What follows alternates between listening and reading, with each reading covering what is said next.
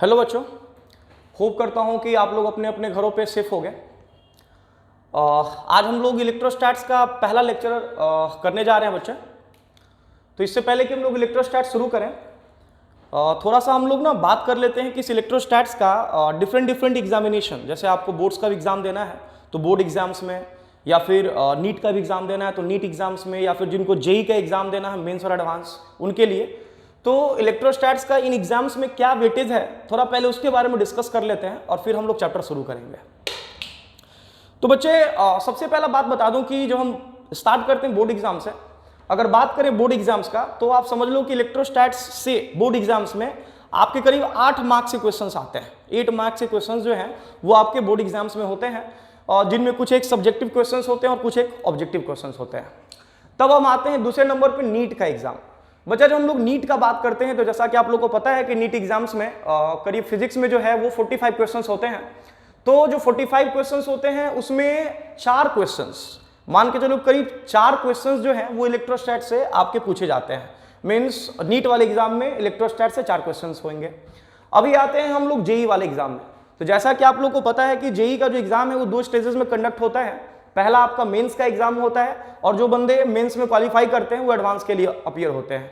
तो मैंने जेई का एग्जाम 2 स्टेजेस में है, एक मेंस और एक एडवांस। तो पहले हम लोग मेंस का बात कर लेते हैं बच्चा। तो मेंस वाले एग्जाम में पिछले साल तक, क्योंकि पिछले साल नंबर ऑफ क्वेश्चन जो था वो 30 हुआ करता था फिजिक्स में, बट इस साल जो है नंबर ऑफ क्वेश्चंस को रिड्यूस किया गया है, 25 क्वेश्चंस करीब पूछे जा रहे हैं। तो उस बिहाफ में मैं आपको बता रहा हूं कि मान के चलो कि इलेक्ट्रोस्टैट से जेई मेंस के एग्जाम से करीब 2 क्वेश्चंस जो हैं अब, ठीक है, अब जो है 2 क्वेश्चंस ही रह पाएंगे, या बिकॉज ये उस पर्टिकुलर डे पे भी डिपेंड करता है कि किस दिन आप पेपर अपना देने जा रहे हो। क्योंकि अभी जो हमने जो एनालाइज करा है उस बेसिस पे हम ये भी कह सकते हैं कि पेपर जो है वो कंप्लीटली बैलेंस्ड तो है नहीं, ठीक है, पेपर जो है बैलेंस्ड है नहीं। कहीं कहीं से ऐसे भी क्वेश्चंस हैं कि कहीं कहीं से सवाल बिल्कुल भी नहीं आए, किसी चैप्टर से क्वेश्चंस ही नहीं आए जेई में, तो इसलिए बैलेंस्ड पेपर नहीं है। तो प्रेडिक्ट करना एग्जैक्टली कि कितने क्वेश्चंस होंगे ये थोड़ा टफ है, बट चूंकि इलेक्ट्रोस्टैट्स एक बड़ा चैप्टर है तो ये हम लोग होप रख सकते हैं कि 2 क्वेश्चंस जो है जेई मेन में पूछे जा सकते हैं, और उस पर्टिकुलर डे पे भी डिपेंड करेगा, हो सकता है कि ये क्वेश्चंस का जो नंबर है वो 3 या 4 भी चला जाए। अब हम आते हैं एडवांस के एग्जाम में। जब हम लोग जेई एडवांस का बात करते हैं, जेई एडवांस के एग्जाम का बात करते हैं बच्चा, तो चूंकि इलेक्ट्रोस्टैट्स एक ऐसा चैप्टर है, इलेक्ट्रोस्टैट्स एक ऐसा चैप्टर है जिसको हम लोग मैकेनिक्स से कंप्लीटली लिंक कर सकते हैं। तो एडवांस्ड एग्जाम के लिए इसका जो वेटेज है वो काफी बढ़ जाता है बच्चा।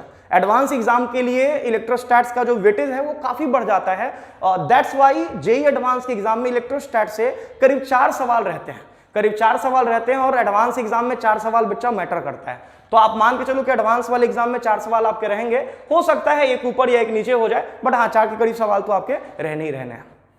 चलिए बच्चा, तो ये हमने एक ब्रीफ दिया आपका डिफरेंट एग्जाम्स में इलेक्ट्रोस्टैटिक्स का क्या वेटेज है। अब हम लोग आते हैं सीधा चैप्टर्स के ऊपर। जो हमारा हेडिंग है जैसा कि आप लोग को दिख रहा होगा यहाँ पे, इलेक्ट्रोस्टैटिक्स।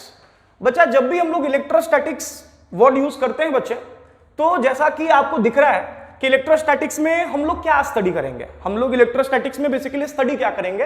तो इलेक्ट्रोस्टैटिक्स में हम लोग स्टडी करते हैं बच्चा, लाइक जैसा कि मैंने लिखा है कि study of interactions, study of interactions between the electric charges which are at rest और at most moving with very low speeds. माने जब हम इलेक्ट्रोस्टैट्स का बात करेंगे बच्चों, तो इलेक्ट्रोस्टैट्स में हम बात करते हैं उन चार्जेस के बारे में जो स्टेशनरी हैं, जो रुके हुए हैं, जो रेस्ट में हैं, और उनका आपस में इंटरैक्शन हो रहा है। माने कि इलेक्ट्रोस्टैटिक्स में हम लोग स्टेशनरी चार्जेस के आपस में इंटरैक्शंस के बारे में स्टडी करेंगे, या ज्यादा से ज्यादा ये भी हो सकता है कि जो चार्जेस हैं वैसे चार्जेस के बारे में भी हम लोग स्टडी करेंगे जहां पे चार्जेस जो हैं वो मूव कर रहे होंगे, बट प्रॉब्लम ये है कि जो चार्जेस मूव कर रहे होंगे उनका जो स्पीड होगा वो काफी कम होगा, माने वेरी लेस स्पीड होगा। माने जो स्पीड लेस हम बोल रहे हैं बच्चा, तो चार्जेस का जो स्पीड हम बोल रहे हैं कि लेस स्पीड से मूव करेगा, तो जो स्पीड है लेस होना, ये in comparison to the speed of light ये बहुत कम होगा, बहुत छोटा होगा। इसका सीधा सा मतलब ये है कि क्लासिकल मैकेनिक्स में, जो क्लासिकल मैकेनिक्स में जितने भी लॉज हमने पढ़े या जितने भी कंजर्वेशन प्रिंसिपल पढ़े थे, हमने एनर्जी कंजर्वेशन पढ़ा, हमने न्यूटन्स के लॉज पढ़े, माने क्लासिकल मैकेनिक्स का जितना भी लॉज है, जितना भी थ्योरीज है, वो हम पूरा का पूरा इलेक्ट्रोस्टैटिक्स में इंप्लीमेंट कर सकते हैं। रीजन आपके सामने है। तो अगर हमें ये पता चल गया कि इलेक्ट्रोस्टैटिक्स में हम लोग स्टडी क्या करने वाले हैं, तो इसके बाद जो सबसे पहला सवाल बच्चा आपके सामने आता है, जो सबसे पहला सवाल है वो है चार्ज, कि सर ये चार्ज होता क्या है। इंटरेक्शन तो बात की बात है, ठीक है, चार्जेस रेस्ट में होंगे, आपस में इंटरैक्ट करेंगे, तो इंटरेक्शंस तो बात की बात है। सवाल ये है कि सर ये चार्ज होता क्या है, सर व्हाट इज चार्ज। तो आप लोग इसको फटाफट हो सके तो नोट कर लो, हम लोग चार्ज के बारे में बात करने जा रहे हैं कि चार्ज होता क्या है। तो ध्यान दीजिएगा बच्चों, हम लोग अभी बात करने जा रहे हैं चार्ज के बारे में कि चार्ज क्या होता है।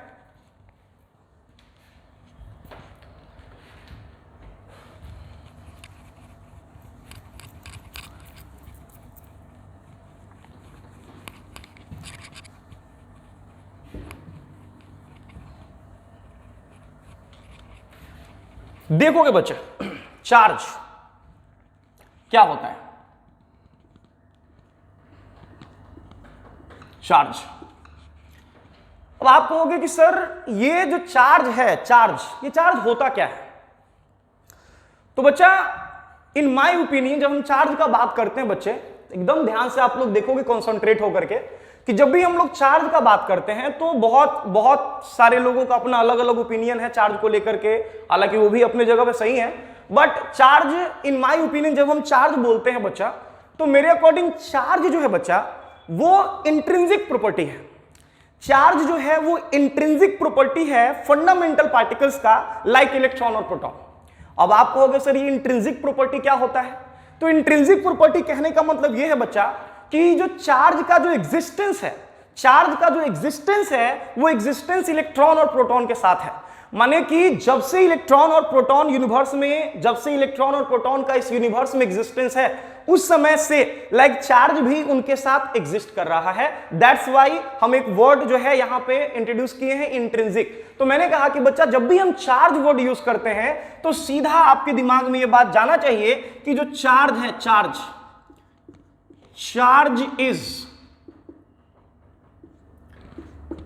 charge is the intrinsic property.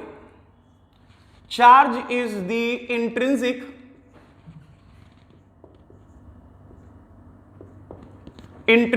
property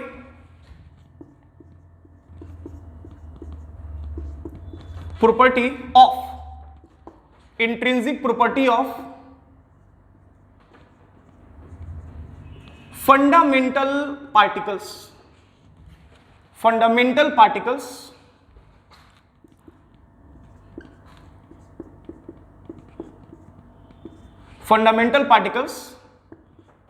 like electron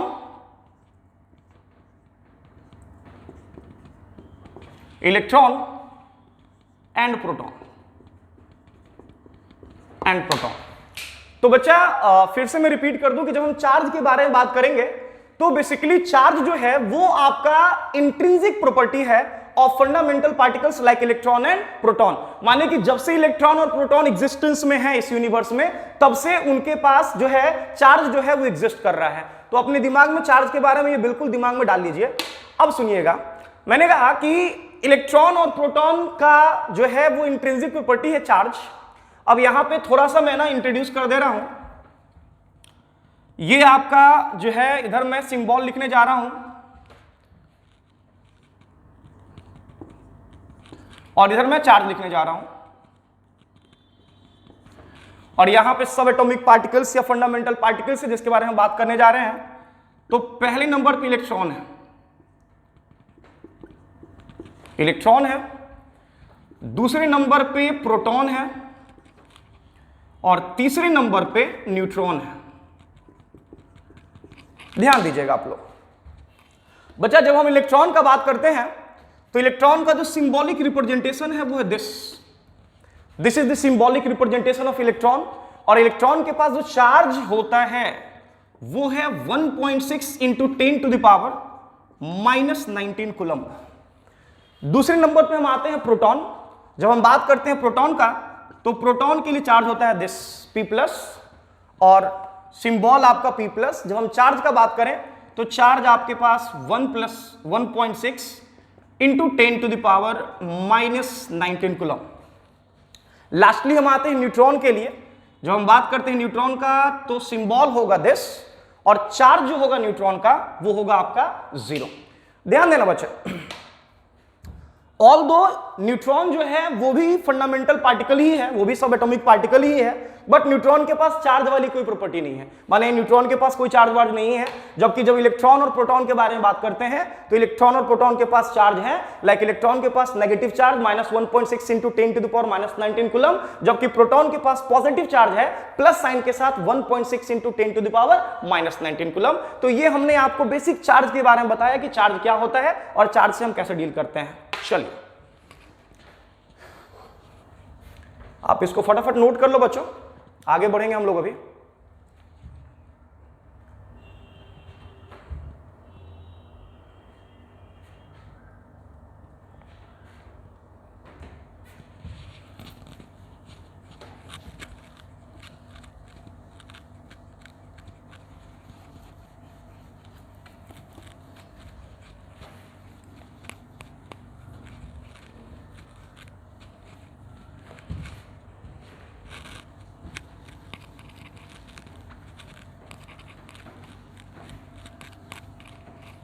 चलिए देखो बच्चा, ठीक है, बेसिकली मैंने चार्ज के बारे में आप लोगों को बता दिया कि चार्ज क्या है, लेकिन इलेक्ट्रोस्टैट्स में इस तरह के वर्ड्स जो हैं आपको ज्यादा दिखाई देंगे। ध्यान से मेरी बात सुनना। पहला,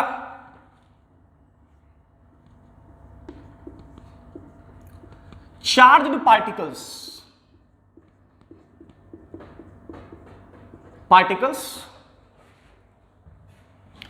या फिर आपको वर्ड सुनाई देगा चार्ज्ड बॉडीज।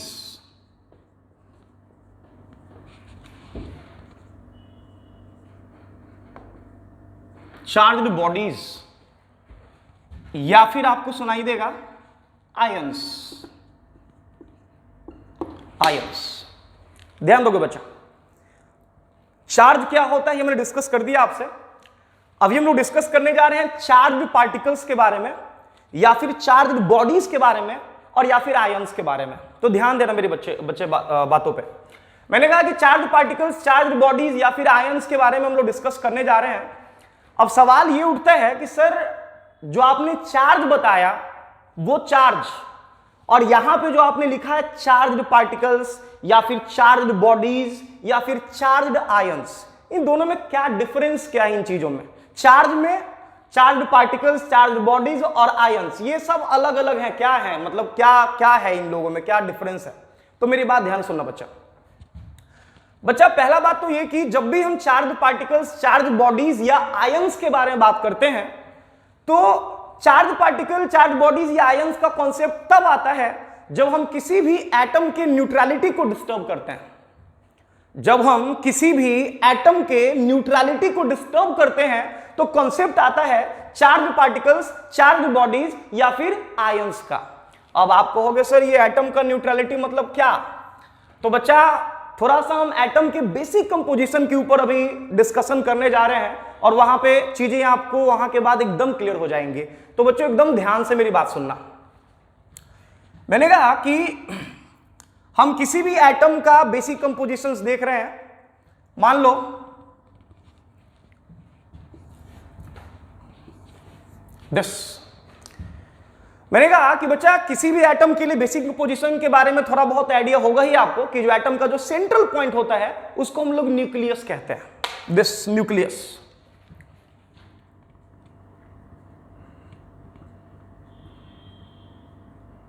न्यूक्लियस किसी भी एटम के लिए जो सेंट्रल पॉइंट होता है उसको हम लोग न्यूक्लियस कहते हैं। न्यूक्लियस में दो तरह के फंडामेंटल पार्टिकल्स प्रेजेंट होते हैं। पहला तो प्रोटॉन जो कि पॉजिटिवली चार्ज है, चार्ज के बारे में डिस्कस कर चुके हैं कि प्रोटॉन पे कितना चार्ज होता है, और दूसरा न्यूट्रॉन।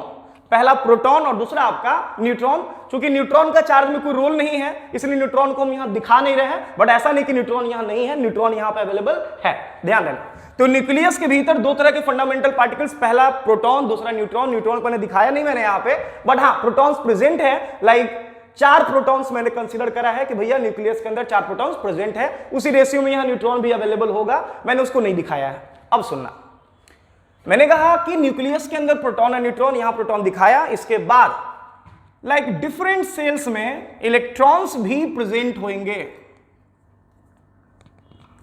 E minus this. अब सुनना बच्चा, जैसा कि ये हम लोग जानते हैं, इतना बेसिक्स तो सब लोगों को पता होगा कि किसी भी एटम के लिए इनिशियली न्यूक्लियस के भीतर जितना नंबर ऑफ प्रोटॉन्स अवेलेबल होता है उतना ही number of electrons different cells में प्रेजेंट होते हैं बच्चों। जितना नंबर ऑफ प्रोटॉन्स न्यूक्लियस के भीतर प्रेजेंट है उतना ही number of electrons different cells में प्रेजेंट है। तो मैंने कहा कि बच्चा आप देख सकते हो कि अगर हम इस एटम के बारे में बात करें तो इस एटम के न्यूक्लियस में लाइक 4 प्रोटॉन्स हैं, न्यूट्रॉन्स भी है, फिर से मैंने बोला लेकिन वहां दिखाया नहीं मैंने, और उसी रेशियो में माने उतना ही एग्जैक्ट उतने ही नंबर का इलेक्ट्रॉन्स भी अवेलेबल है। देख सकते हो कि 4 इलेक्ट्रॉन्स जो है डिफरेंट सेल्स में अवेलेबल है। अब प्रॉब्लम यह है बच्चा कि जब हम इस एटम के बारे में बात करेंगे तो बच्चा इस एटम के पास चार्ज तो है। अगर मैं आपसे कहूं कि क्या इस एटम के पास चार्ज है या नहीं, बिल्कुल चार्ज है यार, बिल्कुल है चार्ज। चार्ज का मतलब ही होता है या तो इलेक्ट्रॉन या तो क्या आपका प्रोटॉन। तो डेफिनेटली एटम में लाइक प्रोटॉन के रूप में पॉजिटिव चार्ज है, इलेक्ट्रॉन के रूप में नेगेटिव चार्ज है। तो बेटा चार्ज तो है, चार्ज तो डेफिनेटली इस एटम में है। बट अगर मैं आपसे कहूं कि क्या इस एटम के पास कोई नेट चार्ज है, क्या इस एटम के पास कोई एक्सेस चार्ज है, तो आप कहोगे सर नहीं, zero net charge, zero excess charge. Although इस एटम में चार्ज तो है, बट अगर मैं आपसे कहूं कि क्या इस एटम के पास कोई नेट चार्ज होगा तो आपका जवाब होगा बिल्कुल नहीं। माने इस एटम के लिए आप कह सकते हो कि जो Q नेट है वो आपका 0 होगा। या तो नेट चार्ज वर्ड यूज करेंगे या तो हम एक्सेस चार्ज वर्ड यूज करेंगे। माने इस एटम के लिए नेट चार्ज या एक्सेस चार्ज जो होगा वो 0 होगा और ये एटम इलेक्ट्रिकली न्यूट्रल होगा। रीजन आपके सामने है, सिंपल सा रीजन है बच्चा कि 4 प्रोटॉन और 4 इलेक्ट्रॉन। जितना स्ट्रेंथ प्रोटॉन का है, एक इंडिविजुअल प्रोटॉन के पास जिस स्ट्रेंथ का चार्ज है उसी स्ट्रेंथ का चार्ज इलेक्ट्रॉन के पास भी है, बस दोनों का सेंस जो है वो जस्ट अपोजिट है, पोलैरिटी जो है वो अपोजिट है। तो डेफिनेटली ये चारों प्रोटॉन इन चारों इलेक्ट्रॉन के इफेक्ट को क्या करेगा, नलीफाई कर देगा। और जब इफेक्ट नलीफाई हो गया तो डेफिनेटली जब हम बात करेंगे इस एटम के बारे में तो इस एटम पे नेट चार्ज या फिर एक्सेस चार्ज जो होगा वो 0 होगा और ये जो एटम है वो इलेक्ट्रिकली न्यूट्रल कहलाएगा। इस एटम के पास कोई नेट चार्ज नहीं है, इस एटम के पास कोई एक्सेस चार्ज नहीं है। But if I ask you कि क्या इस एटम पे चार्ज, क्या इस एटम में चार्ज है कि नहीं है, एकदम है चार्ज एटम में। अगर हम बात करें इलेक्ट्रॉन के रूप में चार्ज है, अगर हम बात करें न्यूक्लियस में लाइक प्रोटॉन के रूप में पॉजिटिव चार्ज अवेलेबल है, तो यहां पे चार्ज तो है बट नेट चार्ज नहीं है, नेट चार्ज 0 है और यह एटम इलेक्ट्रिकली न्यूट्रल है। अब सुनना, मैंने कहा कि चार्ज पार्टिकल, चार्ज बॉडीज या आयंस का हम बात कर रहे हैं। चार्ज पार्टिकल, चार्ज बॉडीज या आयंस, इनका कॉन्सेप्ट कब आएगा अब आप जरा देखना।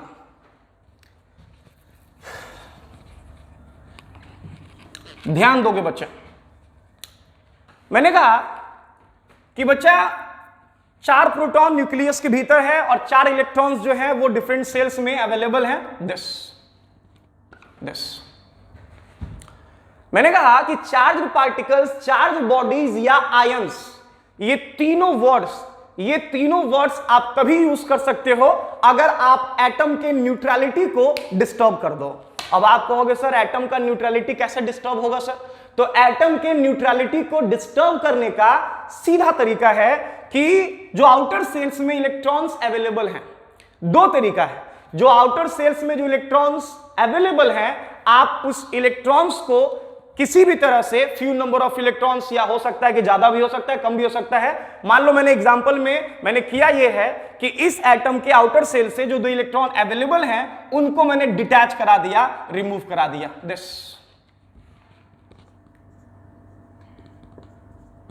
ये मैंने रिमूव करा दिया। ध्यान देना बच्चा, मैंने कहा कि मैंने इस एटम के आउटर सेल से 2 इलेक्ट्रॉन्स को मैंने रिमूव करा दिया। अब जैसे ही एटम के आउटर सेल से 2 इलेक्ट्रॉन्स को हम रिमूव कराएंगे, होगा क्या, ये सुनना, होगा ये कि न्यूक्लियस में जो न्यूक्लियस में जितना नंबर ऑफ प्रोटॉन्स अवेलेबल था उसका नंबर तो बेटा अभी भी वही है, लेकिन जो नंबर ऑफ इलेक्ट्रॉन्स है वो कम हो चुका है। पहले 4 इलेक्ट्रॉन मिलकर के 4 प्रोटॉन के इफेक्ट को नलीफाई कर रहा था, बट अगर हम 2 इलेक्ट्रॉन को यहां से रिमूव कराते हैं तो जो नंबर ऑफ इलेक्ट्रॉन्स है वो आपका 2 हो गया एटम के लिए, और न्यूक्लियस में जो नंबर ऑफ प्रोटॉन्स है वो है 4। माने अब क्या है कि 2 इलेक्ट्रॉन के इफेक्ट को नलीफाई करने के लिए 4 प्रोटॉन का रिक्वायरमेंट नहीं है।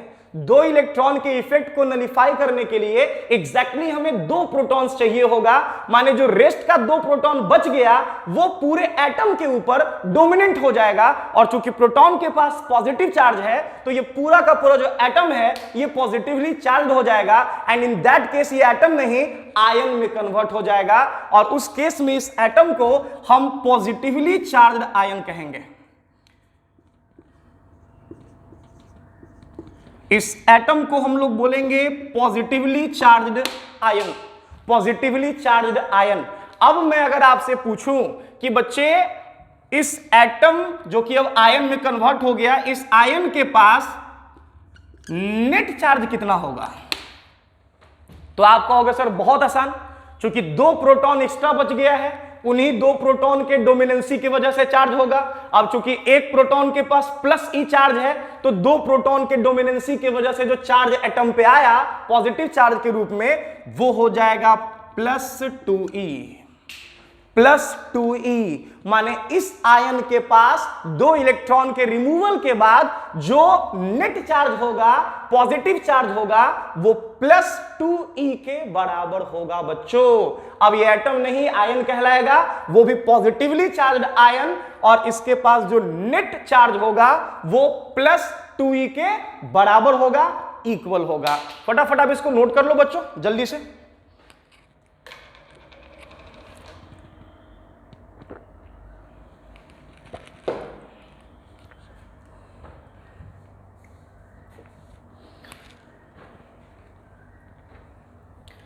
चलिए नेक्स्ट,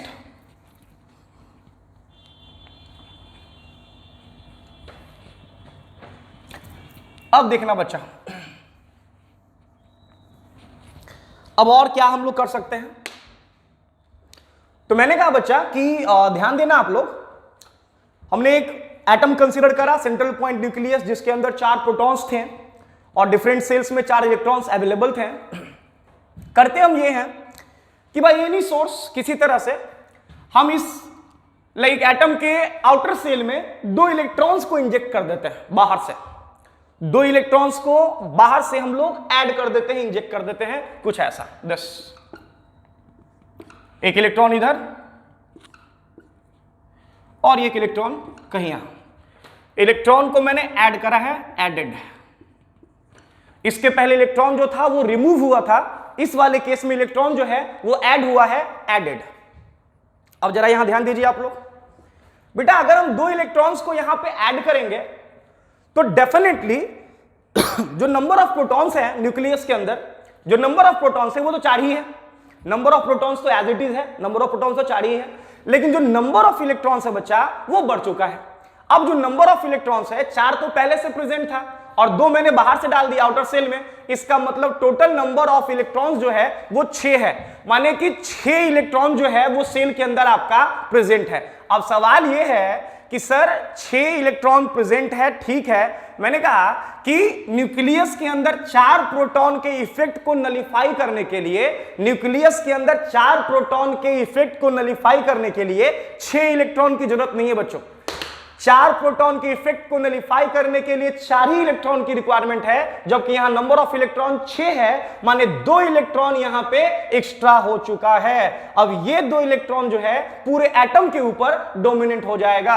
अब चूंकि एक इलेक्ट्रॉन के पास, जैसा कि हम लोग को मालूम है कि -e चार्ज है, तो 2 इलेक्ट्रॉन के पास जो चार्ज होगा -2e। माने अगर मैं आपसे कहूं तो ये जो बच्चा अब एटम है वो एक आयन में कन्वर्ट हो चुका है और इसको हम लोग कहेंगे negatively charged ion. This is negatively charged ion, और इस निगेटिवली चार्ज्ड आयन के पास अब नेट चार्ज आ चुका है। And now if I ask you कि इस निगेटिवली चार्ज आयन के पास नेट चार्ज कितना है, तो पहला तो कि नेट नेगेटिव चार्ज इसके ऊपर होगा और कितना होगा, तो 2 इलेक्ट्रॉन का चार्ज माने कि -2e के बराबर होगा। तो ये बच्चा हमने बात करा लाइक आयंस का फॉर्मेशन, या तो इलेक्ट्रॉन के एडिशन के वजह से या तो इलेक्ट्रॉन के रिमूवल के वजह से। अगर हमने इलेक्ट्रॉन को रिमूव कराया वहां से तो जो एटम था वो पॉजिटिवली चार्ज आयन में कन्वर्ट हो गया, जबकि जब इलेक्ट्रॉन को मैंने ऐड कराया तो जो एटम है वो नेगेटिवली चार्ज आयंस में कन्वर्ट हो गया। चार्ज किस तरह से होंगे ये आपके सामने है बच्चों, तो आप इसको फटाफट नोट कर लीजिए, जल्दी से हम लोग आगे बढ़ेंगे।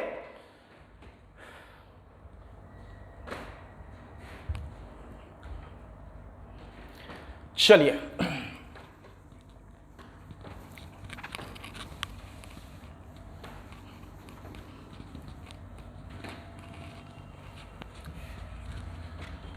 बच्चों, तो अब यहां हम ना फिर से एक बार रिकॉल कर देते हैं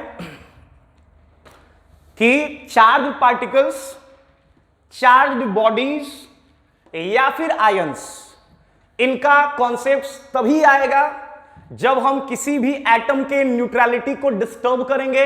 एटम का न्यूट्रलिटी 2 तरीके से डिस्टर्ब किया जा सकता है बच्चों, या तो आप आउटर सेल से इलेक्ट्रॉन को रिमूव करा दो, इन दैट केस जो एटम है वो पॉजिटिवली चार्ज हो जाएगा और पॉजिटिव चार्ज आयंस में कन्वर्ट हो जाएगा, या तो दूसरा तरीका ये है कि आप आउटर सेल में बाहर से इलेक्ट्रॉन को ऐड करा दो, इंजेक्ट करा दो, इन दैट केस जो एटम है वो नेगेटिवली चार्ज हो जाएगा या नेगेटिवली चार्ज आयंस में कन्वर्ट हो जाएगा। तो ये बात अपने दिमाग में एकदम डाल लेना बच्चा कि जब भी हम चार्ज वर्ड यूज करेंगे तो चार्ज का सीधा मतलब या तो इलेक्ट्रॉन या तो proton, that is the intrinsic property of fundamental particles. जबकि जब चार्ज पार्टिकल्स, चार्ज बॉडीज या आयंस वर्ड यूज करेंगे, इन दैट केस बॉडी के ऊपर हम लोग नेट चार्ज के बारे में बात करेंगे, नेट चार्ज के बारे में।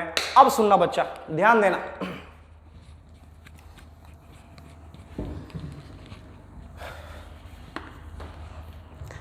बच्चा जैसा कि आप लोग को यहां दिख रहा है कि जब हमने एटम की न्यूट्रलिटी को डिस्टर्ब करा तो 2 फॉर्म में नेट चार्ज डेवलप हुआ, या तो पॉजिटिव सेंस में या तो नेगेटिव सेंस में। या आप ऐसे भी समझ लो कि अगर हम 2 इलेक्ट्रॉन्स को रिमूव कराएं तो नेट पॉजिटिव चार्ज +2e के रूप में आया। अगर हम 3 इलेक्ट्रॉन को रिमूव कराएंगे तो नेट पॉजिटिव चार्ज +3 के रूप में आएगा। अगर हम 4 इलेक्ट्रॉन को रिमूव कराएंगे तो नेट पॉजिटिव चार्ज बॉडी के ऊपर जो है वो आपका +4e के रूप में आएगा। ऐसा भी कर सकते हैं कि हम 2 इलेक्ट्रॉन को लाइक ऐड करा दें तो नेट नेगेटिव चार्ज -2e के रूप में आएगा। अगर हम 3 इलेक्ट्रॉन को ऐड कराएं तो नेट नेगेटिव चार्ज -3 के रूप में आएगा। अगर हम 4 इलेक्ट्रॉन को ऐड कराएं तो नेट नेगेटिव चार्ज -4e के रूप में आएगा। अब यहां पे समझने वाली बात यह है बच्चा कि किसी भी चार्ज बॉडीज के ऊपर जो एक्सेस चार्ज होगा, फिर से मैं रिपीट कर रहा हूं, एक्सेस चार्ज या नेट चार्ज दोनों वर्ड सेम है। जो एक्सेस चार्ज होगा या जो नेट चार्ज होगा, समझ लो कि चार्ज का पहला प्रॉपर्टी आपको समझ में आने वाला है कि किसी भी charged body, not charge, charged body, charged particles या आयंस के ऊपर जो एक्सेस चार्ज होगा, जो नेट चार्ज होगा, वो ऑलवेज Ne के फॉर्म में होगा, ऑलवेज Ne के फॉर्म में होगा, जहां पे n बराबर होगा +-1 के, +-2 के, +-3 के, and up to so on. n +-1 कहने का मतलब समझ में आ ही गया होगा। +1 तब लेंगे जब बॉडी से एक इलेक्ट्रॉन को हम लोग, एटम से एक इलेक्ट्रॉन को हम लोग वहां पे रिमूव कराएंगे। -1 तब लेंगे जब एक इलेक्ट्रॉन को ऐड करेंगे। +2 तब लेंगे जब 2 इलेक्ट्रॉन को रिमूव कराएंगे। -2 तब लेंगे जब 2 इलेक्ट्रॉन को ऐड कराएंगे। +3 तब लेंगे जब 3 इलेक्ट्रॉन्स को रिमूव कराएंगे, और -3 तब लेंगे जब 3 इलेक्ट्रॉन्स को ऐड कराएंगे। अब देखना बच्चा, माने ये बात एकदम दिमाग में रखना कि किसी भी बॉडी के ऊपर, किसी भी चार्ज पार्टिकल के ऊपर, किसी भी आयन पे जो एक्सेस चार्ज होता है, जो नेट चार्ज होता है, वो ऑलवेज Ne के फॉर्म में होता है, जहां n का वैल्यू इस तरह से एग्जिस्ट करेगा। इस प्रिंसिपल को हम लोग क्वांटाइजेशन ऑफ चार्ज प्रिंसिपल बोलते हैं बच्चा। इसको हम लोग बोलते हैं क्वांटाइजेशन ऑफ चार्ज प्रिंसिपल। अब देखोगे बच्चा, यहां पे एक बहुत इंपॉर्टेंट सा पॉइंट है बच्चा, जो आप लोगों को समझना है। लाइक अगर मैं आपसे कह दूं कि किसी भी बॉडी के ऊपर एक्सेस चार्ज का मिनिमम अमाउंट क्या हो सकता है, डेफिनेटली हम मैग्नीट्यूड का बात करें तो प्लस माइनस भूल के बात करना। लाइक एक्सेस चार्ज का मिनिमम अमाउंट क्या हो सकता है, तो आप कहोगे सर ये तो बेसिक मैथमेटिक्स है सर, इसमें कुछ करना नहीं है। n का वैल्यू जितना कम होगा एक्सेस चार्ज का अमाउंट उतना ही कम होगा, और n का वैल्यू अगर हम 1 2 3 4 अप टू सो ऑन लेके चल रहे हैं, तो जो n का मिनिमम पॉसिबल वैल्यू है वो है 1। माने अगर हम n के जगह 1 पुट करते हैं तो एक्सेस चार्ज का मिनिमम वैल्यू जो होगा वो आपका E के बराबर होगा। माने किसी भी बॉडी के ऊपर जो एक्सेस चार्ज या नेट चार्ज का जो मिनिमम वैल्यू होगा वो E के बराबर होगा, और इसी E को हम लोग बोलते हैं बच्चा quanta of charge. Quanta of charge, या इसको हम लोग एलिमेंट्री चार्ज भी बोलते हैं।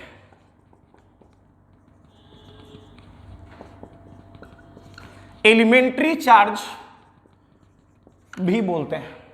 ध्यान देना बच्चा, मैंने कहा कि किसी भी बॉडी के ऊपर जो एक्सेस चार्ज का मिनिमम अमाउंट हो सकता है वो E के बराबर, मॉड फॉर्म बात कर रहे हैं हम यहां पे, एक्सेस चार्ज का मिनिमम वैल्यू E के बराबर हो सकता है, जहां पे बेटा मैंने E को बोला है क्वांटा ऑफ चार्ज या फिर एलिमेंट्री चार्ज। अब कितने लोग के दिमाग में जा रहा होगा कि सर आपने ये वर्ड क्यों यूज करा, आपने क्वांटा ऑफ चार्ज वर्ड क्यों यूज करा, तो मैं जस्ट आपको एक्सप्लेन करने वाला हूं कि क्वांटा ऑफ चार्ज मैंने क्यों यूज करा है। आप लोग इसको फटाफट पहले नोट कर लो जल्दी से।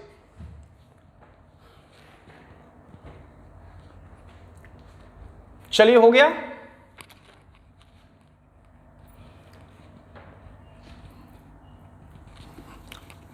देखेगा बच्चा,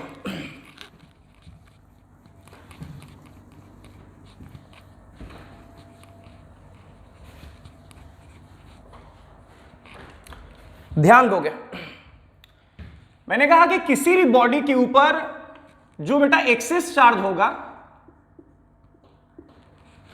जो एक्सेस चार्ज होगा उसका मिनिमम वैल्यू E के बराबर होगा। मैंने E को बोला E के बराबर होगा, या फिर कह सकते हो 1.6 into 10 to the power -19 coulomb के बराबर होगा। अब सवाल यह है कि सर आपने अभी एक वर्ड यूज करा E के लिए, क्वांटा ऑफ चार्ज या फिर आपका एलिमेंट्री चार्ज, सर ये क्या है? तो बच्चा ये जो E है ना, समझ लो ये E क्या है, it is the minimum possible value,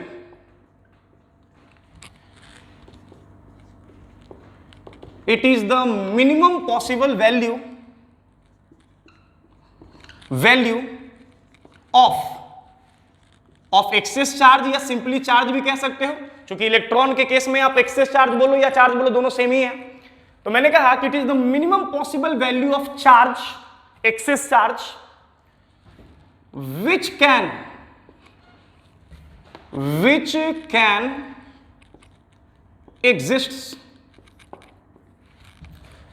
exist freely। ध्यान देना बच्चा, लाइक E को मैंने क्वांटा ऑफ चार्ज या एलिमेंट्री चार्ज बोला है, और E के बारे में मैंने बताया कि it is the minimum possible value of charge which can exist freely. अब आप कहोगे कि सर ये फ्रीली वर्ड ये क्या है सर?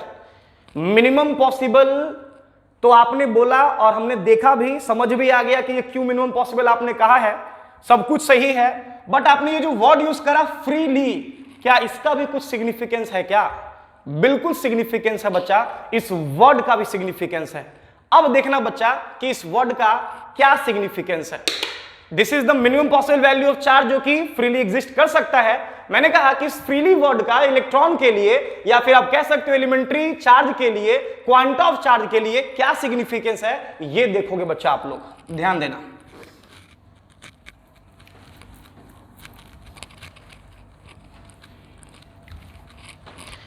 माने अभी तक हम लोग ये बात कर रहे हैं कि किसी भी बॉडी पे एक्सेस चार्ज हमेशा लाइक ई के इंटीग्रल मल्टीपल में होगा, या 1e या तो 2e या तो 3e या तो 4e या तो 5e या तो -1e -2e -3 -4 and so on. मैंने कहा कि बच्चा क्या है कि हम इस तरह के चार्ज के बारे में बात नहीं कर पाएंगे। ऐसा नहीं कह सकते किसी बॉडी के ऊपर चार्ज 1/4e माने फ्रैक्शनल फॉर्म ऑफ e, या फिर 1/6e या फिर -1/7e, माने इस तरह का चार्ज जो है माने इसका कोई सिग्निफिकेंस ही नहीं है। जब भी होगा इंटीजर के फॉर्म में होगा, इस फॉर्म में नहीं। 1/4e पॉसिबल नहीं है, 1/6e पॉसिबल नहीं है, -1/6-7e पॉसिबल नहीं है कि किसी बॉडी के ऊपर एक्सेस चार्ज इस तरह से हो। अब सवाल यह है कि सर फिर भी आपने जो फ्रीली वर्ड यूज करा था वहां पर उसका क्या सिग्निफिकेंस है, तो सुनोगे बच्चा। मैंने कहा कि बच्चे यहां पे जैसा ऐसा नहीं कि ये कोई नया चीज है, इसके बारे में ऑलरेडी अभी जो है वो रिसर्च चल ही रहा है, बहुत सारी चीजें अभी सामने आनी बाकी है, तो बहुत सारा काम बाकी है, इस पे भी हो रहा है। लाइक हमने अभी एक अलग तरह के इंटिटीज के बारे में जाना है, एक अलग तरह के सब एटॉमिक पार्टिकल्स के बारे में बात करा है, और जिसका नाम है क्वार्क्स। क्वार्क्स। अब आप कहोगे कि सर ये क्वार्क्स क्या होता है, तो बच्चा ध्यान देना मेरी बात पे। मैंने कहा कि अभी हम लोग डिस्कस करने जा रहे हैं एक वर्ड जिसका नाम है क्वार्क्स। तो सबसे पहला आप समझ लो कि ये क्वार्क्स क्या चीज है।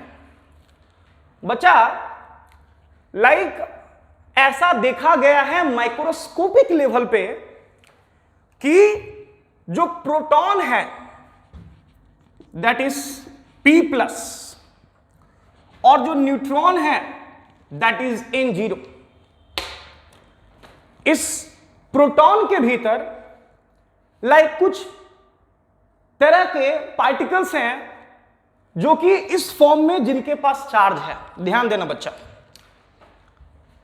उनके पास अगर हम बात करें प्रोटॉन का, तो प्रोटॉन के भीतर माइक्रोस्कोपिक लेवल पे ऐसा देखा गया है कि कुछ पार्टिकल्स हैं जिसके पास इस फॉर्म में चार्ज है, जिसको हम लोग क्वार्क्स बोल रहे हैं। ध्यान देना, पहला है आपका, जब हम बात करते हैं प्रोटॉन का, तो पहला है +2/3 दिस। इस अमाउंट के दो पार्टिकल्स हैं दिस, इसका जो नंबर है ये 2 है। दो ऐसे पार्टिकल्स हैं जिसके ऊपर चार्ज जो है वो +2/3 है, और इनको नाम दिया गया है बच्चा अप क्वार्क। Up quark. दूसरा ये देखा गया कि इसी प्रोटॉन के अंदर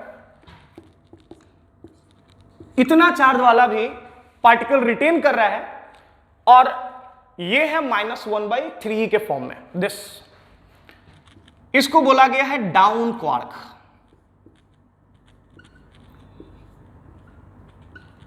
डाउन क्वार्क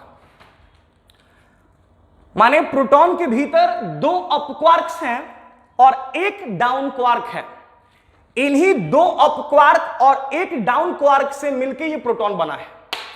अब आप कहोगे सर अगर ऐसा है तब तो फिर जो आपने बताया कि जो चार्ज जो एग्जिस्ट करता है मिनिमम पॉसिबल वैल्यू जो आपने ई बताया, बोलोगे सर कि वो तो कम हो जाएगा सर, तब तो उस केस में सर 1/3 हो सकता है, 2/3 हो सकता है। नहीं, ध्यान देना, सबसे पहली बात कि बच्चा ये जो बात मैंने बताया, ये जो क्वार्क्स हैं वो इन क्वार्क्स का समझ लो कि एग्जिस्टेंस तभी तक है जब तक ये प्रोटॉन के अंदर है। माने ये प्रोटॉन के अंदर ही है, माने अभी तक इनको आइसोलेटेड फॉर्म में नहीं पाया गया है, इनका एग्जिस्टेंस प्रोटॉन के अंदर ही है, अभी तक इनको फ्री स्टेट में आइसोलेटेड फॉर्म में नहीं पाया गया है। यही रीजन है कि आज तक हम लोग क्वांटा ऑफ चार्ज ई ही मान के चल रहे हैं। जिस दिन ऐसा हो गया कि ये क्वार्क्स लाइक आइसोलेटेड फॉर्म में आ गए या फ्री स्टेज में आ गए, उस दिन जो हमारा जो ओपिनियन है लाइक एलिमेंट्री चार्ज को लेकर के वो डेफिनेटली चेंज हो जाएगा। बट टिल द टाइम अभी तक अगर हम बात करें तो लाइक ये आइसोलेटेड फॉर्म में नहीं है, फ्री स्टेट में एग्जिस्ट नहीं कर रहे हैं नेचर में, माने प्रोटॉन के अंदर ही है, इसी तरह से हैं, बस इसको माइक्रोस्कोपिक स्केल के ऊपर देखा गया है। बस को अगर हम बात करें तो फ्री स्टेट में ये अभी तक बाहर नहीं आया है। यही रीजन है कि अभी तक हम लोग मिनिमम अमाउंट जो चार्ज का है उसको हम ई ही मान के चल रहे हैं। बट ये आपको मैंने नॉलेज के लिए बता दिया कि प्रोटॉन जो है लाइक कुछ इस तरह के एंटिटीज से बना हुआ है, like 2 up quark like 2 times 2/3 और एक down quark that is -1/3। Definitely यहां सॉल्व कर सकते हो आप 4/3, जब 1/3 के साथ लाइक माइनस साइन के साथ जब ऐड होगा तो ये ई के बराबर होगा, जो कि डेफिनेटली प्रोटॉन का चार्ज होता है। अब हम आते हैं न्यूट्रॉन के ऊपर। देखिएगा बच्चा, जब हम बात करते हैं न्यूट्रॉन के ऊपर तो बच्चा ऐसे तो हम लोग जानते हैं कि न्यूट्रॉन के पास कोई चार्ज वार्ज होता नहीं है, कोई एक्सेस चार्ज नहीं, कोई चार्ज नहीं। लेकिन यह भी देखा गया अगेन एक माइक्रोस्कोपिक स्केल के ऊपर कि जो न्यूट्रॉन है अगेन 2 तरह की एंटिटीज से बना हुआ है। उसके अंदर 2 एंटिटीज जो है देखे गए हैं माइक्रोस्कोपिक स्केल पे। पहला जो एंटिटीज है वो है like this, again 2/3 plus, again इसको हम लोग अप क्वार्क कहेंगे जिसका नंबर यहां पे 1 है। और दूसरा देखा गया कि 2 जो है वो आपका डाउन क्वार्क है -1/3e के फॉर्म में, माने एक up quark plus 2/3e charge के साथ और दूसरा like 2 down quark -1/3e charge each. माने देख सकते हो ये हो गया -2/3e और ये हो गया +2/3e। जब दोनों को हम ऐड करेंगे तो अगेन जो नेट चार्ज होगा न्यूट्रॉन के ऊपर वो क्या हो जाएगा आपका 0, माने चार्ज कोई नहीं है। तो बस ये आपके नॉलेज के लिए मैंने बताया बच्चा। हालांकि हायर फिजिक्स में जब आप जाते हैं तो इसके बारे में बहुत डिटेल डिस्कशन है, क्वार्क्स के बारे में, वहां पे हम स्पिन का बात करते हैं, वहां पे हम कलर्स का बात करते हैं, वहां हम बात करते हैं क्वार्क्स एंटी क्वार्क्स के बारे में। लाइक बहुत हेल्दी डिस्कशंस है हायर फिजिक्स में। बट चूंकि ये हमारा सिलेबस का पार्ट नहीं है, इस वजह से हम लोग बहुत हेल्दी डिस्कशन, बहुत ज्यादा डिस्कशन यहां पे नहीं करने वाले हैं। तो आप अपने दिमाग में बस ये क्वार्क्स के बारे में एक बेसिक आइडिया रख लीजिए, बट बहुत ज्यादा इसमें दिमाग लगाने का जरूरत बिल्कुल भी नहीं है। बिकॉज ये चूंकि जैसे भी हैं ये प्रोटॉन के अंदर ही माइक्रोस्कोपिक लेवल पे देखे गए हैं, ये जैसे भी हैं न्यूट्रॉन के अंदर ही माइक्रोस्कोपिक लेवल पे देखे गए हैं, ये फ्री स्टेट में अभी तक बाहर नहीं आया है। यही रीजन है कि आज तक हम लोग ये मान के चल रहे हैं कि किसी भी like charge particle, charge bodies या फिर आयंस के ऊपर जो मिनिमम अमाउंट का एक्सेस चार्ज प्रेजेंट हो सकता है वो ई के ही बराबर होगा, ई से कम नहीं होगा। चलो बच्चों फटाफट इसको नोट कर लीजिए, आगे बढ़ते हैं। नेक्स्ट,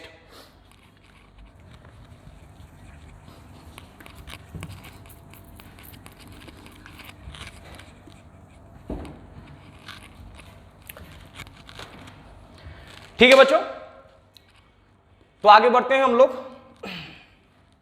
चलो अब कुछ क्वेश्चन है हमारा। जैसे मान लीजिए मैंने क्वेश्चंस दिया आपको, सवाल ये है कि ठीक है सर, एक इलेक्ट्रॉन के पास चार्ज हमें मालूम है -1.6 इंटू 10⁻⁻19 कूलम। कूलम क्या है वो हम अभी आगे डिस्कस करने वाले हैं बच्चे। या फिर एक प्रोटॉन के पास चार्ज है +1.6 into 10⁻⁻19 coulomb. Now the question is, मेरा सवाल है कि किसी बॉडी को मुझे नेट पॉजिटिव चार्ज +1 कूलम का देना है। मुझे किसी बॉडी को +1 कूलम का नेट पॉजिटिव चार्ज देना है। तो क्या लगता है, अगर मुझे किसी बॉडी को नेट पॉजिटिव चार्ज +1 कूलम को देना है तो क्या लगता है, उस बॉडी से हम इलेक्ट्रॉन को रिमूव कराएंगे या इलेक्ट्रॉन को उसके अंदर डालेंगे? डेफिनेटली पॉजिटिव चार्ज है, इलेक्ट्रॉन को रिमूव कराना होगा। सवाल है मेरा कि कितना नंबर ऑफ इलेक्ट्रॉन्स किसी बॉडी से निकाल लिया जाए जिससे कि उस बॉडी के ऊपर नेट पॉजिटिव चार्ज +1 कूलम के बराबर हो जाए। अब कहोगे सर बहुत आसान है सर, बहुत आसान है। आसान इसलिए है सर बिकॉज आपने तुरंत ही बताया है कि किसी बॉडी के ऊपर जो नेट चार्ज होता है, जो एक्सेस चार्ज होता है, वो हमेशा Ne के फॉर्म में होता है। तो आप आराम से यहां पे Q नेट की जगह अगर चाहो तो पहला तो आप आराम से Ne लिख सकते हो, Ne लिख सकते हो, और ये जो Ne होगा वो बराबर होगा 1 कूलम के। अब अगर हम बात करें तो आराम से हम N के जगह N छोड़ देते हैं, E ये N exactly number of electrons ही है जिसको मैंने रिमूव करा है। अब हम बात करते हैं E, तो E का वैल्यू मालूम है 1.6 इंटू 10⁻⁻19 कूलम, और ये बराबर हो गया 1 कूलम के। डेफिनेटली ये कूलम तो खत्म ही हो गया। बात करते हैं N का, तो यहां से हमारा N का वैल्यू निकल जाएगा और ये आ जाएगा 1/1.6 मल्टीप्लाइड बाई 10⁻⁻19। 1/1.6 इंटू 10⁻⁻19। डेफिनेटली ये जो 10⁻⁻19 है बच्चा, ये ऊपर जाकर के 10⁻19 हो जाएगा। अगर आप इसको फर्दर सॉल्व करते हैं, तो सॉल्व करने के बाद जो रिजल्ट आपके पास होगा वो होगा 6.25 और इंटू 10⁻18। इसका मतलब समझ में आया बच्चों? अगर आप किसी भी बॉडी को नेट चार्ज +1 कूलम के रूप में देना चाह रहे हैं, या किसी भी बॉडी के ऊपर +1 कूलम का अगर नेट चार्ज है, इसका मतलब है कि उस बॉडी से 6.25 इंटू 10⁻18 इलेक्ट्रॉन्स को हमने बाहर खींच के निकाला है, और तभी जाकर के उस बॉडी पे +1 कूलम का चार्ज, नेट चार्ज डेवलप हुआ है। चलिए इसको फटाफट नोट कर लीजिए, आगे बढ़ते हैं हम लोग। एक क्वेश्चन है आपके लिए, आप लोग फटाफट बना लेना अपने कॉपीज में।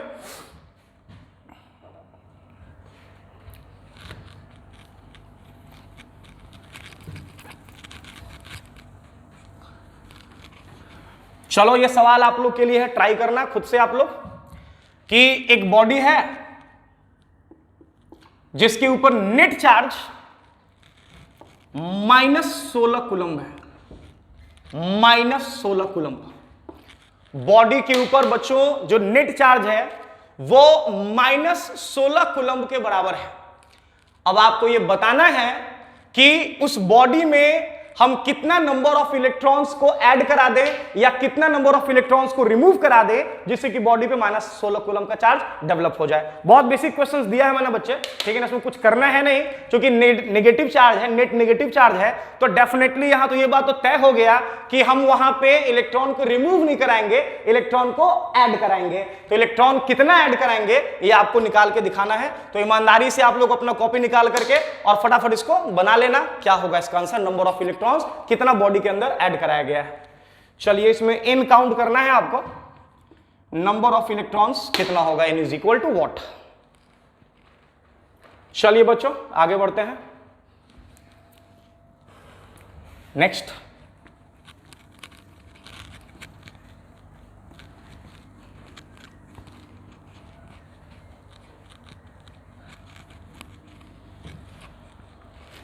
चलो बढ़ते हैं हम लोग आगे। अब नेक्स्ट प्रॉपर्टी की तरफ बढ़ते हैं। सवाल यह है, चलो क्वांटाइजेशन प्रिंसिपल तो समझ आया हम लोग को, क्या होता है नहीं होता है, डिटेल डिस्कशन हमने कर लिया, यहां पे सवाल भी कुछ करा हमने। अब हम लोग आते हैं चार्ज के नेक्स्ट प्रॉपर्टी के बारे में।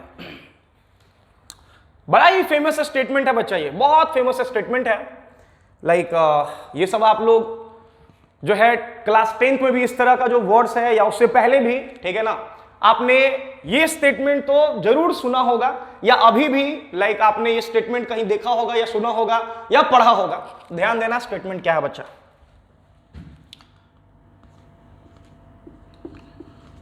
Charge can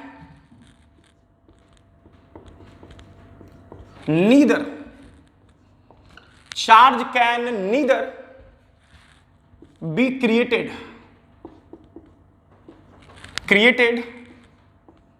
nor be destroyed। Charge can neither be created not be destroyed. ऐसा स्टेटमेंट आपने सुना होगा, अभी भी हो सकता है कि आपने कहीं देखा होगा, पढ़ा होगा किसी से। Charge can neither be created not be destroyed, ये स्टेटमेंट। सीधा सा सवाल है बच्चा आप लोगों से, क्या ये स्टेटमेंट सही है? क्या ये स्टेटमेंट सही है? चलो ठीक है, आप क्लास 10th में थे तो उस तरह का मैच्योरिटी आपके पास नहीं था, तो ठीक है, टिल दैट टाइम लाइक ये स्टेटमेंट फिर भी चल सकता था। बट अभी जब हम इस स्टेटमेंट पे बात कर रहे हैं तो मेरा सीधा सवाल है आप लोग से कि क्या ये स्टेटमेंट सही है? Charge can neither be created nor be destroyed. मैं देता हूं जवाब, गलत स्टेटमेंट है ये, गलत स्टेटमेंट है ये। Charge can neither be created not be destroyed. Charge बनाया भी जा सकता है और बिगाड़ा भी जा सकता है। चार्ज को बनाया भी जा सकता है और बिगाड़ा भी जा सकता है। अब आप कहोगे सर कैसे ये पॉसिबल है सर? तो भाई कुछ बोल रहे हैं तो डेफिनेटली कुछ ना कुछ तो लॉजिक होगा मेरे पास, तभी बोल रहे होंगे। बिना लॉजिक के तो ऐसे बोल नहीं सकते हैं। तो ध्यान से मेरी बात सुनना, देखोगे क्यों इस स्टेटमेंट को मैंने गलत बोला है।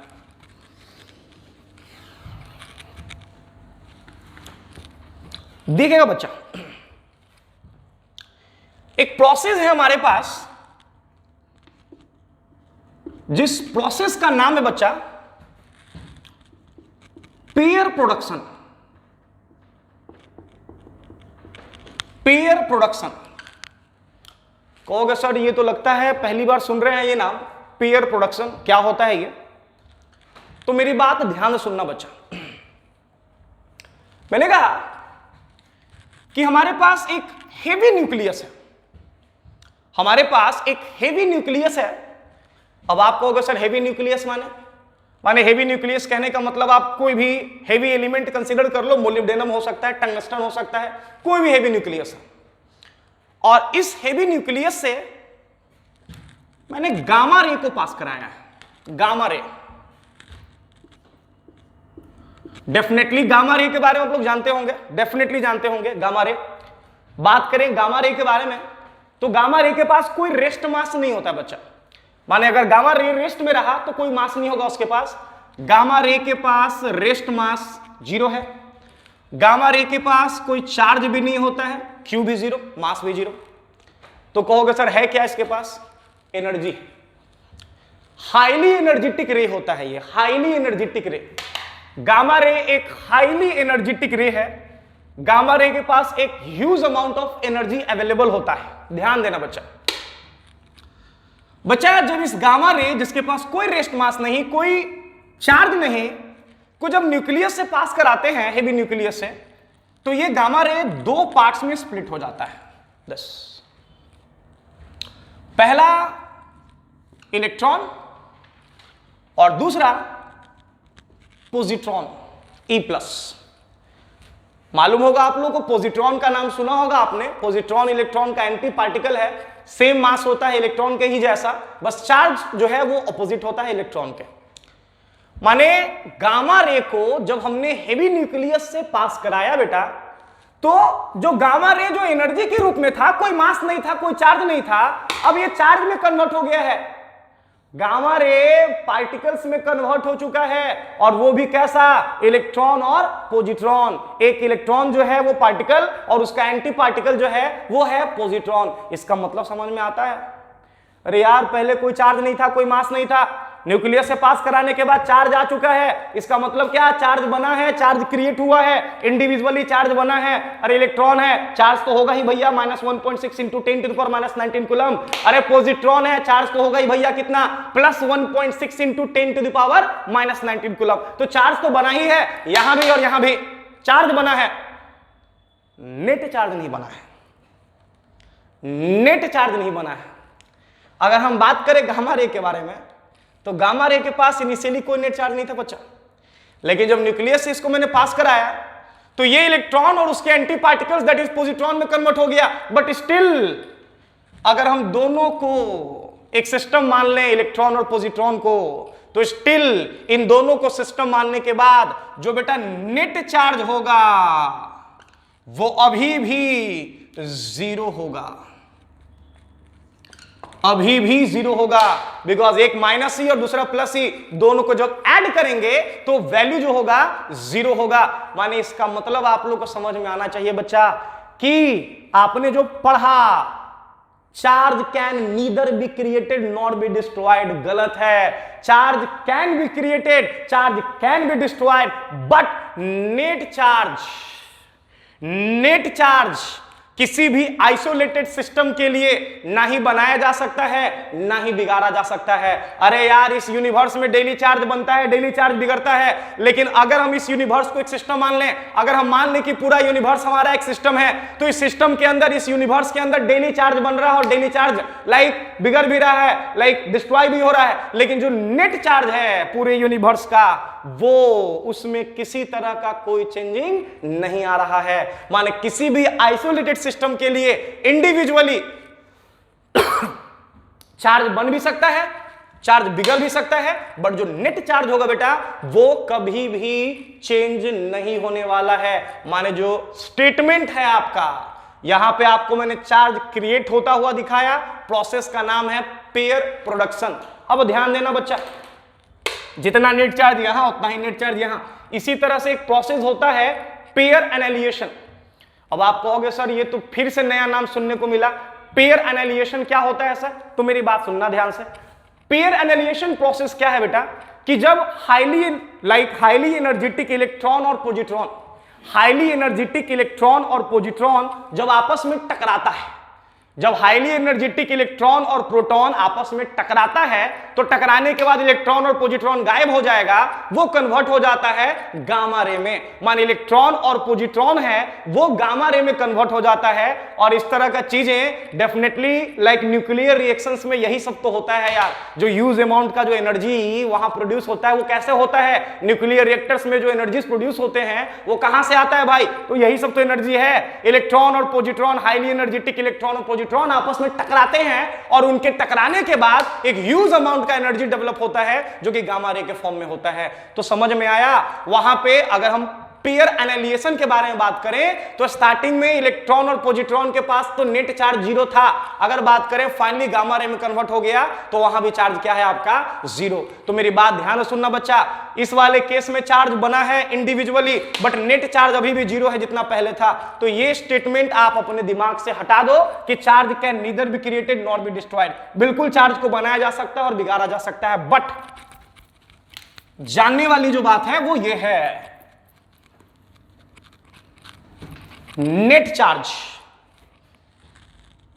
Net charge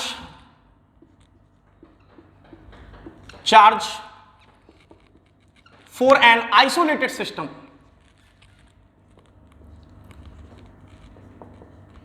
net charge for an isolated system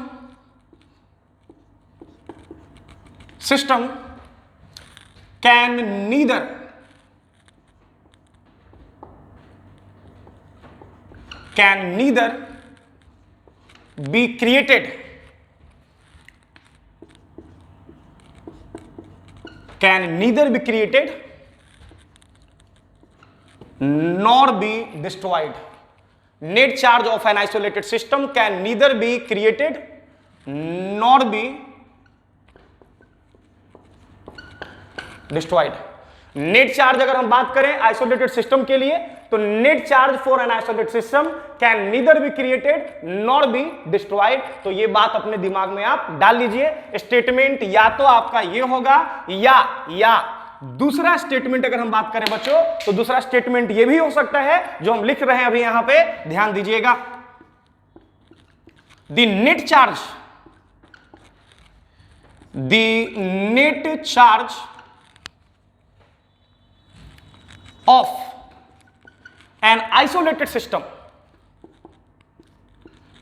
the net charge of an isolated system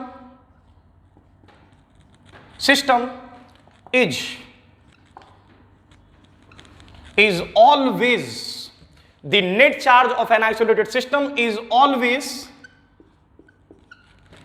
conserved। ध्यान रखिएगा बच्चा कि किसी भी आइसोलेटेड सिस्टम का जो नेट चार्ज होता है, वही मैंने लिखा है कि the net charge of an isolated system is always conserved, माने किसी भी आइसोलेटेड सिस्टम का जो नेट चार्ज होगा वो ऑलवेज कंजर्व्ड रहेगा, नेट चार्ज में किसी तरह का कोई भी इफेक्ट नहीं आएगा। तो ये दो स्टेटमेंट अपने दिमाग में एकदम ध्यान में रखना बच्चा, ये दोनों स्टेटमेंट फटाफट आप लोग नोट कर लो। आगे बढ़ते हैं हम लोग।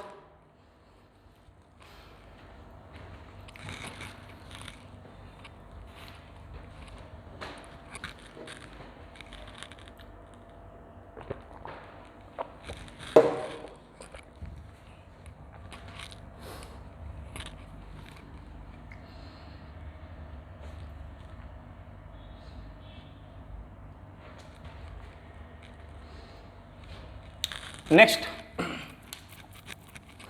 बढ़ता हूं आगे बच्चों, नेक्स्ट प्रॉपर्टी की तरफ। अब थोड़ा सा हम लोग ना यूनिट और डायमेंशंस के बारे में बात कर लेते हैं। चार्ज का बहुत बेसिक सा बात है, उस पर बात कर लेते हैं। अभी हम लोग चार्ज के यूनिट और डायमेंशन के बारे में डिस्कस करने जा रहे हैं। तो डेफिनेटली जब यूनिट बोलते हैं तो सबसे पहला जो यूनिट जो यूनिवर्सली एक्सेप्टेड है वो है एसआई यूनिट, जिसके बारे में बात करेंगे। तो पहले हम लोग एसआई यूनिट डिस्कस कर लेते हैं। तो चार्ज का जो एसआई यूनिट है सब लोग जानते होंगे, ये आपका कूलम्ब होता है, coulomb, C denoted by C, coulomb. अब सुनना बच्चा मेरी बात ध्यान से, एसआई यूनिट चार्ज का कूलम्ब है। कूलम्ब को भी डिफाइन करने का एक प्रॉपर वे है, बट उसके लिए हमको करंट का यूज करना होगा। तो चूंकि हम लोग उसके बारे में डिस्कस ही नहीं करे हैं, तो कूलम्ब को हम लोग फिलहाल जो है बस इस दिमाग में रखते हैं कि जो ऐसा यूनिट होगा चार्ज का वो कूलम्ब होगा, बिकॉज इसको डिफाइन करने के लिए फिर हमें करंट का यूज करना होगा। तो इसको हम लोग यहीं पे साइलेंट रखते हैं दिस। फिर आते हैं हम लोग सीजीएस यूनिट, सीजीएस यूनिट। तो ध्यान देना बच्चा, जब हम लोग बात करते हैं सीजीएस यूनिट का, तो सीजीएस यूनिट जो है आपका चार्ज का, वो तीन रूप में जाना जाता है बच्चा। या तो इसको हम लोग बोलते हैं ESU, that is electrostatic unit, या तो इसको हम लोग बोलते हैं stat coulomb, stat coulomb, this stat coulomb, या फिर इसके लिए हम लोग यूज करते हैं आपका फ्रैंकलिन। ये वही फ्रैंकलिन है, बेंजामिन फ्रैंकलिन, जिनका कि बहुत बड़ा रोल है चार्जेस स्टैटिक इलेक्ट्रिसिटी के लिए, तो उन्हीं के नाम पे फ्रैंकलिन दिया गया है इसका नाम। तो सीजीएस यूनिट जो है वो आपका, या तो इसको हम इलेक्ट्रोस्टैटिक यूनिट कहते हैं, या तो इसको हम लोग स्टैट कूलम्ब बोलते हैं, और या तो हम लोग इसको फ्रैंकलिन बोलते हैं। अब बच्चा आपको यहां समझना होगा कि जो स्टैट कूलम्ब है या फिर इलेक्ट्रोस्टैटिक यूनिट है या जो फ्रैंकलिन है, अगर हम बात करें तो ये बात आप दिमाग में डाल लो बच्चा कि ये जो तीनों हैं, ये तीनों ही सीजीएस यूनिट है आपका लाइक चार्ज का। अगर हम बात करें तो आप ये समझ लीजिए कि कंबाइंड फॉर्म में इन तीनों में से किसी का भी आप यूज कर सकते हैं। कंबाइंड फॉर्म में अगर हम बात करें तो बच्चा आप समझ लेना कि ये मिनिमम पॉसिबल यूनिट है चार्ज का। This is the minimum possible unit of charge, minimum possible unit of charge. Like if someone asks you कि चार्ज का मिनिमम पॉसिबल यूनिट क्या है, माने मिनिमम पॉसिबल यूनिट जिसमें चार्ज को मेजर किया जा सकता है वो क्या है, तो वो है इलेक्ट्रोस्टैटिक यूनिट, या फिर स्टैट कूलम्ब, और या फिर आपका लाइक बोल सकते हो this is a stat coulomb, और या फिर बोल सकते हो फ्रैंकलिन।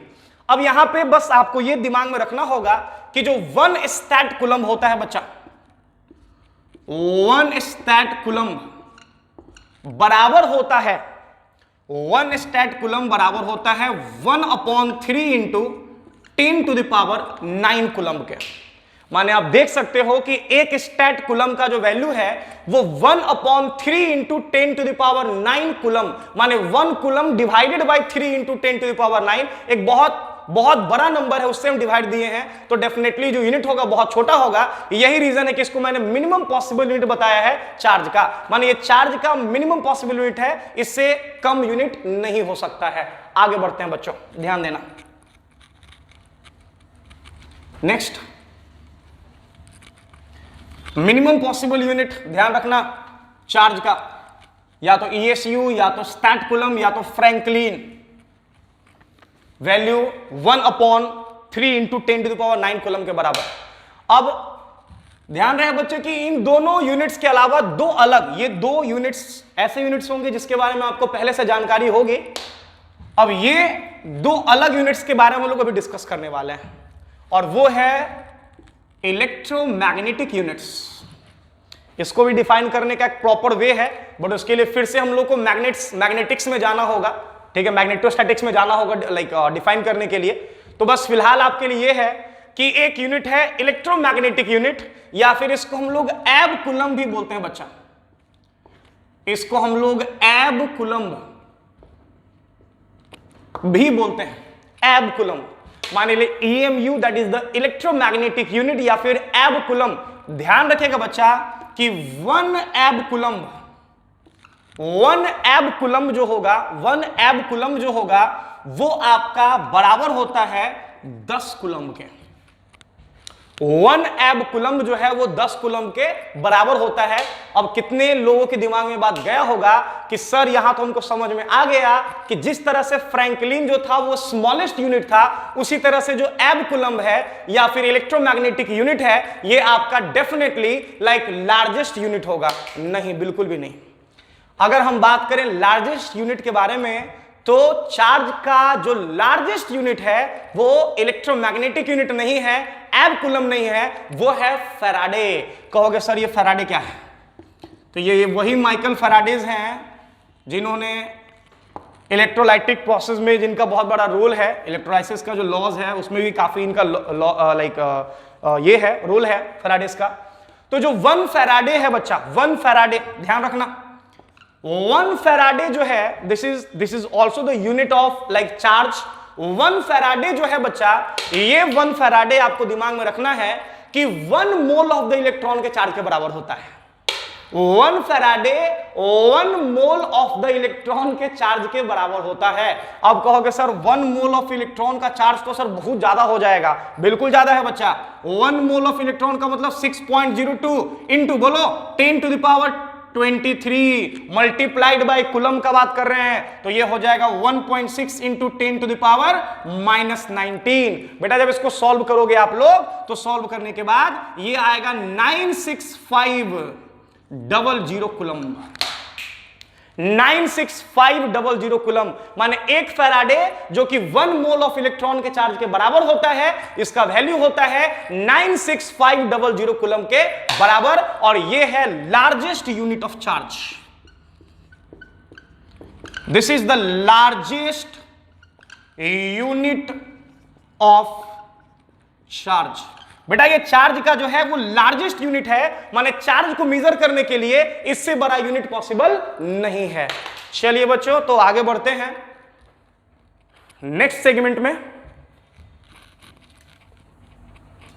फटाफट नोट कर लो इसको आप लोग। Faraday largest unit of charge है जो कि 1 मोल ऑफ इलेक्ट्रॉन के चार्ज के बराबर होता है। वैल्यू इसका 96500 कूलम के बराबर होता है।